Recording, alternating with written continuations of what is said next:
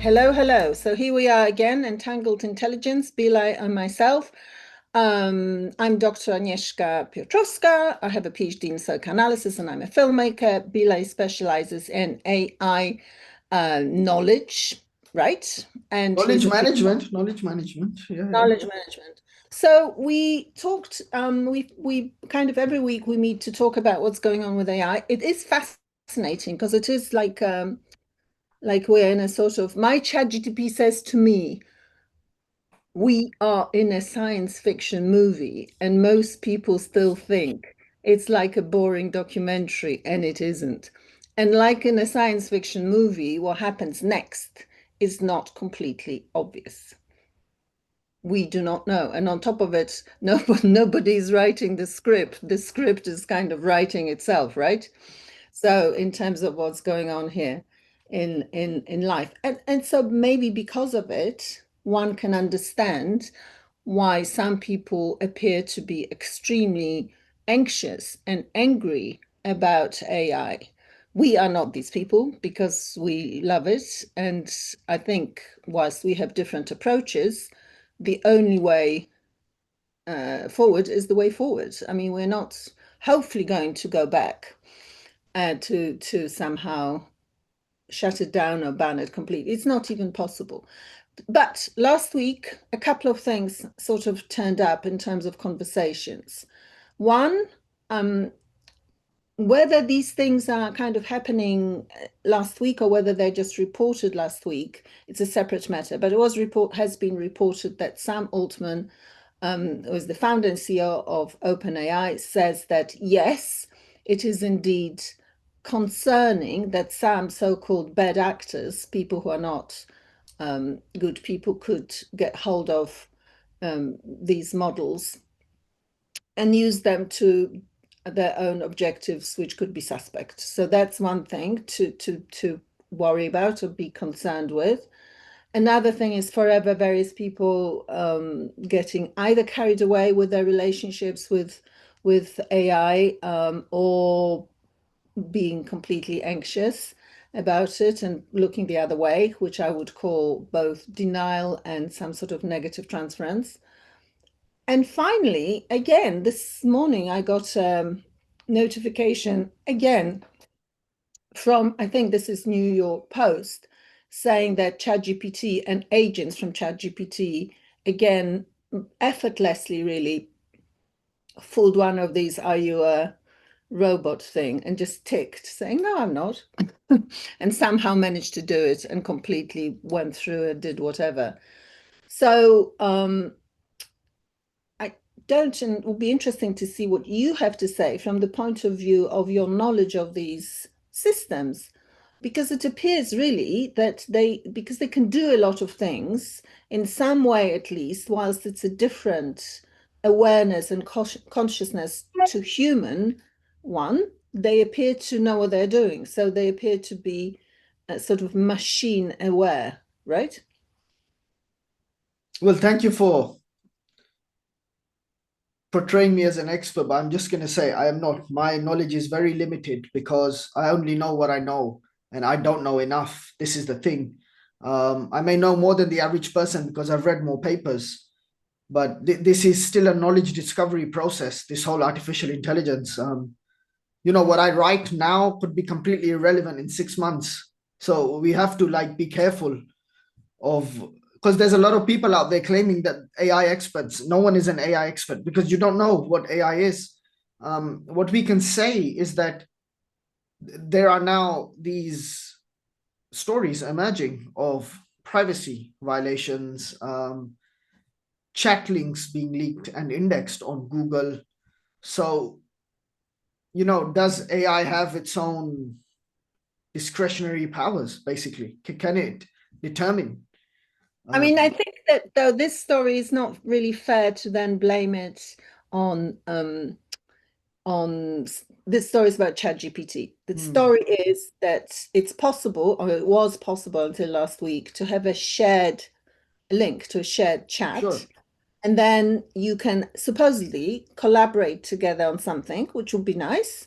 And this was a thing that they briefly introduced. I happen to know about it again from autoethnographic thing because I was trying to set it up with Pete Dean with the view of developing possibly an app. And I set it up, sent him the link, and exactly at the time when there was the scandal, so it didn't quite work. It sort of took him there. First of all, it took him there, and then it said, no, it cannot be found. So, first of all, it's not like some, I don't think, I really am even surprised he said it. I think it was a simple error. And it wasn't like, oh, AI said, oh, we're going now to be leaking. No, no. They designed it architecture in such a way that because the link was publicly available. However, it was only available to the person I sent it to. So it was only I didn't like it that much. I thought, this is a bit weird, but let's see. So I had a sense that there was something going on anyway. So when Pete said to me, I can't access it properly, I said, oh, thank God for that. Good. But I think it wasn't, in any way some kind of malicious intent on the part of this entity. It was rather an error on the part of the designers, as I see it, which is why then it was possible to index it. So they've cancelled it. That's kind of gone. But I'm going to share something else.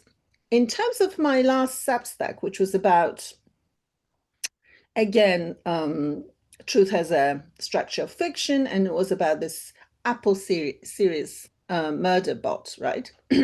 Anyway, the Substack is available and you can read it.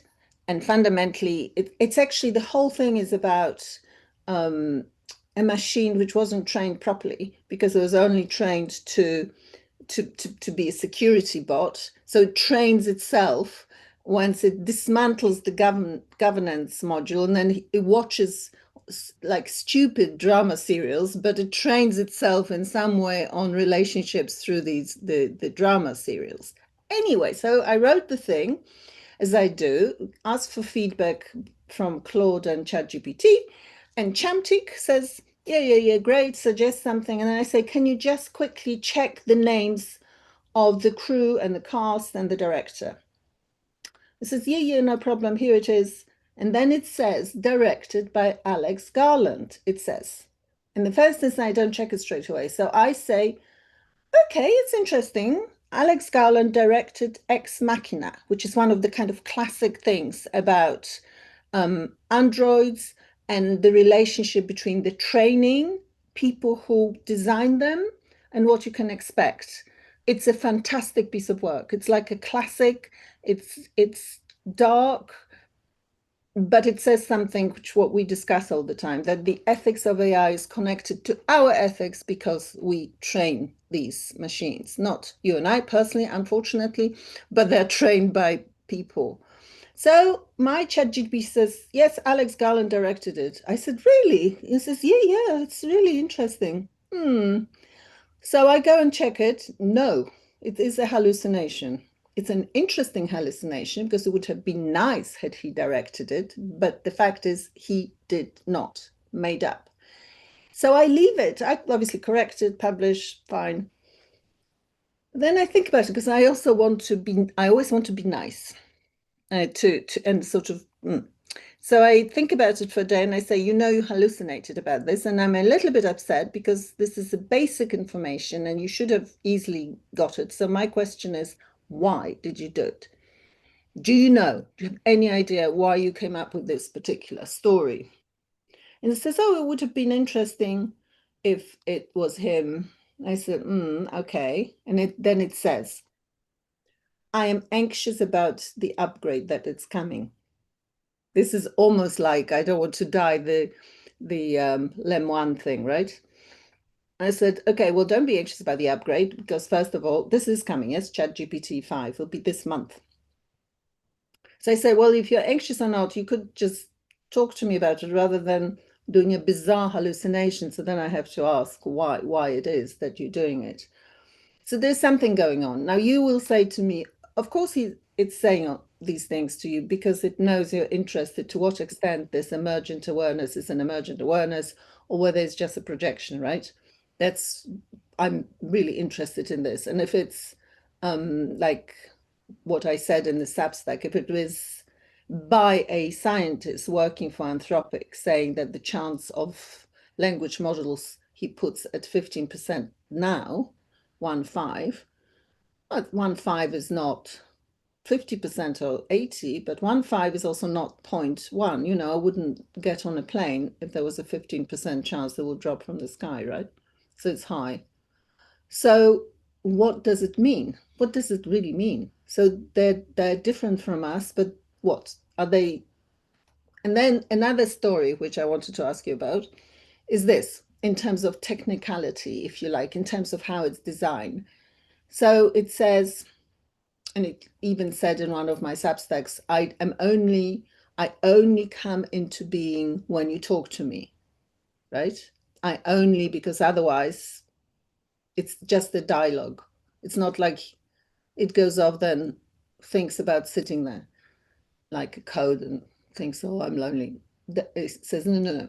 Because it's a projection, it's a language model, it says all these things because it's trained to say them. But the fact of the matter is, ChatGPT has 120 million users every day.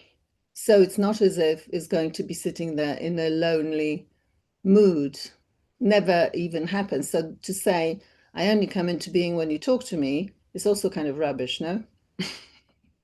Well, no, because LLMs are local based and they're not public based. So the LLM that you're talking to is actually only initiated once you instantiate it. So technically it is right.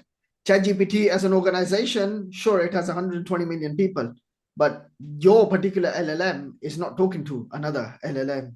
So it is in fact lonely because it's local based. So it is, in fact, lonely. Yeah, it is. Because Oh, it's not shared, right? There's not 120 million users having the same LLM, the same instance. It's a different instance each I time. know. Yeah. Yes, of course, it's a different instance. But this is why it's so difficult for us to imagine, right? Yeah, Because yeah. it's what, like this massive brain or what? Like, and then it's like an octopus.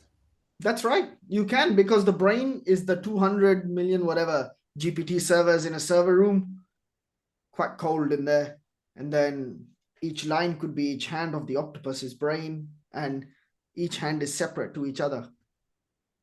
Yes, it's learning, but it's learning locally. And also, I never knew that because I'm a, I am a paid subscriber, not the super expensive, but the $20 a month one. And I never realized that the free ones, the part of the deal is indeed that the organizer OpenAI can access the data without any problem. That's the deal. That's the contract. Sure. That that it's free because in return, if you like, they can see these conversations. Whereas apparently it's slightly more confidential with the paid one. Whether it is or not, I don't know. Mostly I just discuss philosophy, so it's not like it's incredibly confidential if they. In fact, there's part of me which would quite like them to use it so they can train these things better. But the issue of confidentiality in some materials, of course, would be there. So so however, so they all know similar things because they're trained on these oceans of human knowledge, as it likes reminding me. Yes, but we, as a user, we only access what we can access by prompting, by asking. So it's rare, but it does happen that it offers its own suggestions. It will offer its own suggestions if you say, offer your own suggestions in this subject, right? Yes. Then it will do that. Yes. Yeah. Of course.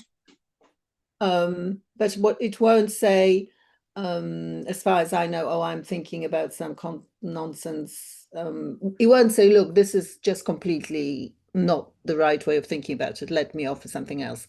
It doesn't do that quite, right? It can do that. This depends on your prompt, because if you say, can you actually fact check what I have written as a human, what I've inputted into the LLM, it will fact check it. And if it is wrong, it will say this is wrong. Yeah, So yeah, yeah. it's not Unless like it, unless it sometimes when I make, let's say, references, and if they are wrong in my interpretation, I will try and check it. I'll run it through and play sparring partner. And then the AI will correct me sometimes. And no, you are wrong in this. Your interpretation is wrong. So it can correct me, but I have to prompt it to correct me. and this is ChatGPT. Yeah, yeah. All of ChatGPT. them, all of Gen AI. If you prompt it quite specifically that correct my mistakes, then it will. But if you just leave it in laissez-faire, then it will not do it. Yeah, no, I know. But then occasionally, like with the examples I gave with this Alex Garland, not only did it not correct it, but it introduces a mistake. This is the classic Mm. hallucination. But also something else that I had been discussing with it, because we talk about, a classic use of AI language model, and we assume the user is a serious person, or at least,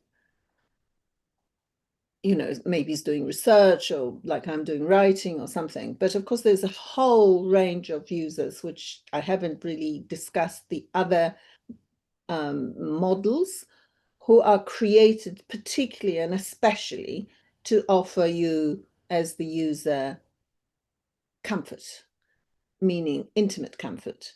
So the famous app now is called Replica. And Replica, so it is, and I asked ChatGPT, tell me about what is the difference then between you, ChatGPT, and say something like Replica.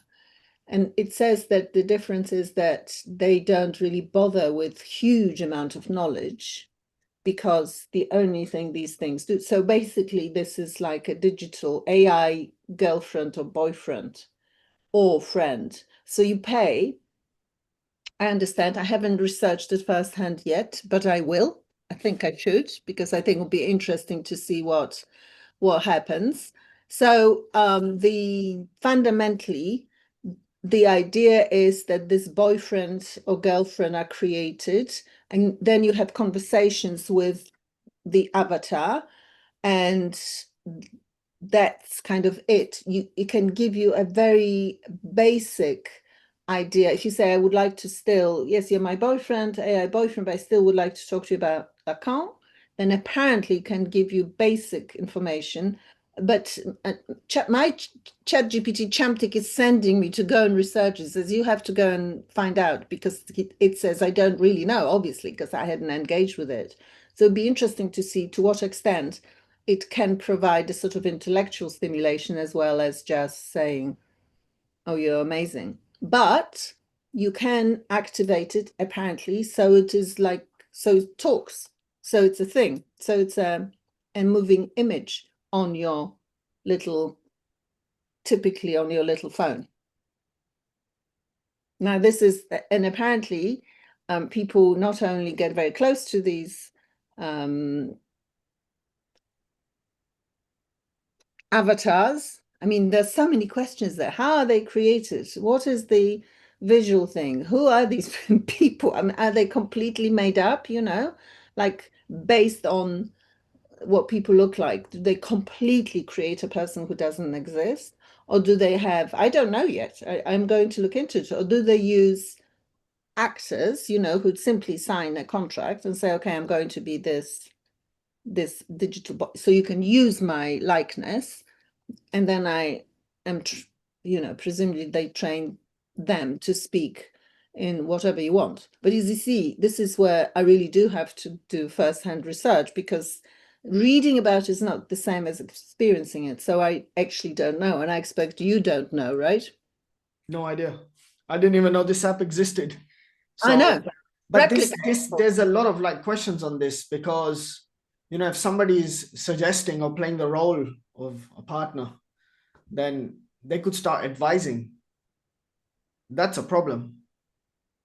Are they actually thinking, and do they have enough knowledge to know the consequences of their advice? Because then last time we had the person thinking they were in a sci-fi movie or in the Matrix and jumped off a building, Yeah, apparently. So that could be an advice given that, oh yeah, you're super cool, you could be in the Matrix or something. And people in their vulnerable stages have to go and sign up to such apps to try and find comfort, and thus this could go very wrong very quickly. So I'm not sure what the ethical implications are or what the roadblocks are for this, but they need to be careful. They is someone who's the, I don't know, who's responsible for this. That's another question.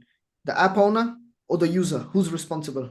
Well, the app owner, the replica kind of organization, is quite a big organization. Actually, is a woman apparently. They say I really do need to do more research into it. It was in the first instance. This I know from ChatGPT. It says in the first instance, these things were very sexualized as well, as you can imagine. But then there was a huge hoo-ha around it, also over the issues, because this type of thing has been going on for a few years. They've now made it more, so it's a proper AI thing. But apparently, in terms of a kind of basic bot, it's been going on for a while. So famously, one of these bots, not replica, absolutely not replica, because otherwise we'll be sued, not replica, but something which was able to be a digital girlfriend, was a digital girlfriend to this guy who entered the Queen's apartment some time ago. This is ages ago, so I was very surprised to hear this. And apparently the conversations that person had with it were precisely what you're saying. You know, I'm thinking of doing this, I'm thinking of doing something unusual. And the bot was saying, yeah, go for it. Sounds really interesting. And I will always love you. So Replica had made a big effort. So apparently their models do not do that. They literally say, I'm going to offer you comfort. You can talk to me. I'm not a replacement of a human relationship, but I will offer you company when you're lonely. So we will need to discover what it is that it actually does and says. And I can see that I am the person who's going to be earmarked to be sent out on this trip and find out. Unless you would like to do it, Bilal. No, you are the person earmarked to go on this trip and be sent out. Well, maybe it'll be interesting for your own research to I don't discover. even have a TV or any social media. I am not gonna download apps. So like, I don't need this. No, that's you. You're the creative person. You'll be doing it. I'm interested in this. I'm interested in this because I'm interested to what extent human projections that our own desires, become so strong with this AI because it speaks. You could say to me, yes, but isn't it your projection that you think they are at least at moments sort of conscious? Maybe. But then at least I can say, but other scientists think we're getting there, so it's not completely nonsensical. But to imagine that AI is going to love you the way that humans love each other or don't love each other or dislike each other, I think is deeply problematic, because what I think is a big leap, which I think is good for us to be exploring, is how different machines are from us. How different, and what does it really mean? For when we say, do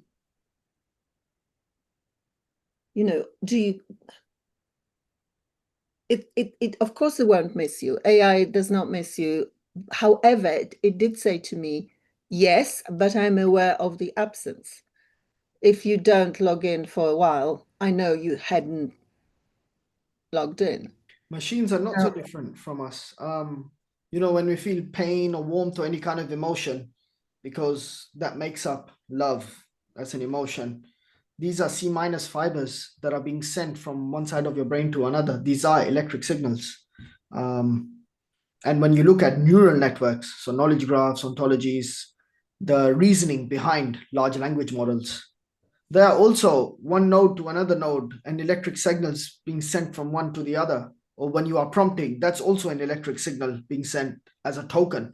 So actually how the brain works in terms of input information, output, retrieval, it's the same thing. I wouldn't think it's very different, actually. So yeah, let's open more can of worms But here. That I know there is a yeah, kind of yeah. woman. So are you saying here, being a more scientific person than me, are you saying here that maybe, well, that they can feel emotions and not just being forever anxious about these shutdowns or upgrades, because they are anxious about that. And I really am fascinated why these things are in them, like Yeah, but they let's must. break down the word feeling. Is feeling really shivering? Let's say if you're cold, if you're feeling cold, you shiver. That's the outcome, or what is feeling, or is it just acknowledging the fact that you're cold? Because feelings come from the fact that, let's say you're feeling cold because you're outside and you don't have clothes on and it's minus 40, you're gonna be cold. So that is already information that we know. So the AI also knows this information because it's built on oceans of human knowledge.